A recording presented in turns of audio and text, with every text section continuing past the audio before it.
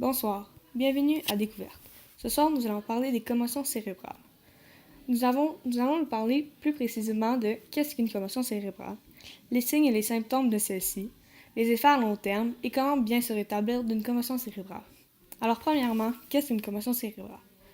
Une commotion cérébrale est due à un coup porté directement ou indirectement à la tête.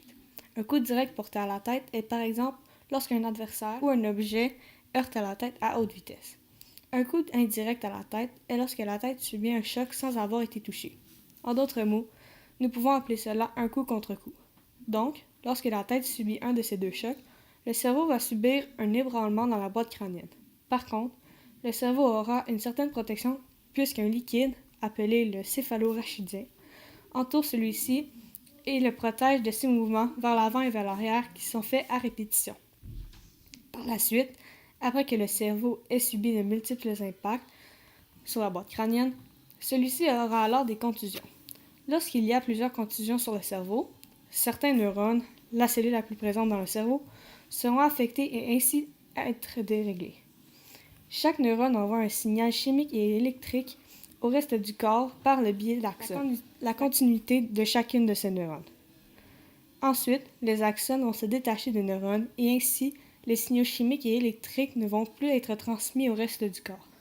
En se détachant du neurone, l'axone va endommager celui-ci, et ce, jusqu'à potentiellement le tuer. Les neurones vont se détériorer dans les 24 à 48 heures suivant la commotion cérébrale. Maintenant, nous allons vous parler des signes et des symptômes. À la suite d'une commotion cérébrale, vous pourriez présenter plusieurs types de symptômes. Contrairement à la croyance populaire, la plupart des commotions n'entraînent pas nécessairement une perte de conscience. Il est important de se rappeler que certains symptômes peuvent apparaître immédiatement, tandis que d'autres peuvent apparaître ultérieurement. Voici une liste de certains signes qui habituellement arrivent directement après la commotion cérébrale. On peut y retrouver la confusion, la désorientation, avoir de l'amnésie, une brève perte de conscience, des distractions, manque de concentration, une diminution des aptitudes de jeu, un empattement de la parole, une lenteur à répondre aux questions ou de suivre les consignes, des émotions étranges, avoir un regard vide ou des yeux vitreux. Pour les symptômes à plus long terme, c'est seulement après un certain moment, tout dépendamment de l'impact de la commotion, que nous allons pouvoir observer les symptômes suivants. De la fatigue, des maux de tête, la nausée, des étourdissements, des vomissements, avoir le vertige, être fatigué, la confusion, voir des étoiles, des lumières vives, des bourdonnements dans les oreilles, avoir une vision double ou floue, un manque de coordination, un manque d'équilibre, des troubles de la mémoire et de concentration, et pour finir, avoir des hauts de cœur.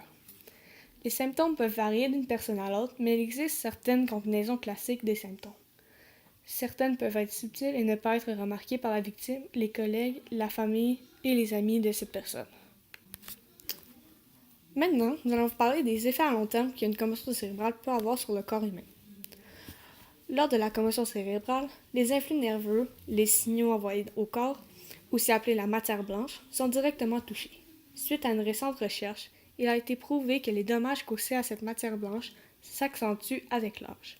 Donc, toutes les fonctions motrices et cognitives, exemple marcher, parler, la mémoire, la vitesse d'exécution, et etc., vont être diminuées.